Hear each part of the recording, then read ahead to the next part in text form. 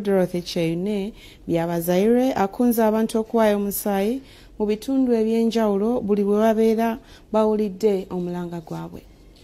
Okwogera binaasinzidde Nakasero ku kitebe kya Nakasero Blood Bank bw'abadde yeebaza abantu abakoze ekyamaanyi okuwaayo Musaayi nga kino kiyambye okutaasa obulamu bw'abantu bangi. Abamu ku bantu abasiimiddwa kwe kubadde aba Christ Embassy Church abakulirwa Pastor Louis Osadame olw'okuddukiranga omulanga gw'okuwaayo Musaayi okuviira ddala mu mwaka gwa 2017. So we have to keep collecting because we all know blood has a shelf life of about 35 days. So we want to balance the collection with the issues because if we collect so much, then it will go to waste. So we have to balance and make sure that within those 35 days, the blood is used up for all those that need it. And we have about 500 healthcare facilities that will give blood.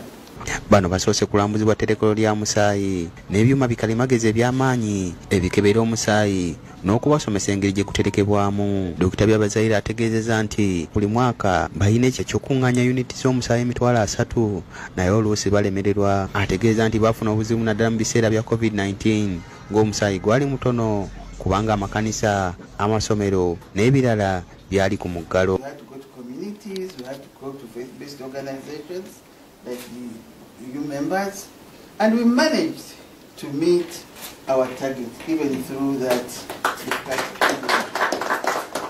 So we are very, very grateful. And when we collect this blood voluntarily, we bring it here, we test it for infections, HIV, hepatitis B, hepatitis C, and syphilis, and in addition to blood grouping.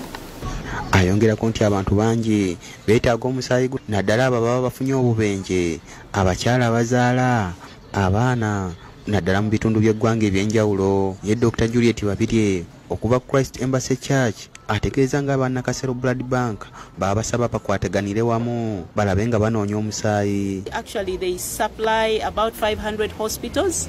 That is quite a lot, and each day they actually require about 300 units of blood. Ye Pastor Louis Osadame yeebaziza ba Nakasero Blood Bank olw'okubasimanga church olw'enkolagana ennungi. We must be a part of this big time. What we have been doing all these years was, I would say, child's play. Knowing fully well what is needed. Now, we are not doing this only in Uganda. I oversee the churches in Sudan, South Sudan, in Seychelles, in Rwanda. We are doing the same thing. What we're doing in Uganda, we're doing in Rwanda, we're doing in South Sudan, we're doing in Seychelles, and then of recent we have moved into South America, Suriname, the Dominican Republic. We're also doing the same thing there.